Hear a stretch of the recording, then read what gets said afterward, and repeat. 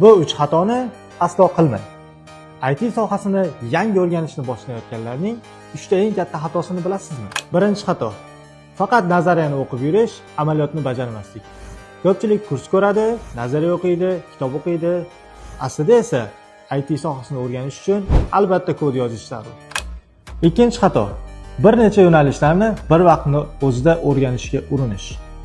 Ba'zilar kiberxavfsizlikni ham, veb dasturlashni ham, dizaynni ham bir vaqtni o'zida o'rganmoqchi bo'ladi. Bitta yo'nalishni tanlang va chuqurroq boring. Mana shunda siz muhim bir natijaga erishasiz. Uchinchi xato: juda tez natija kutish.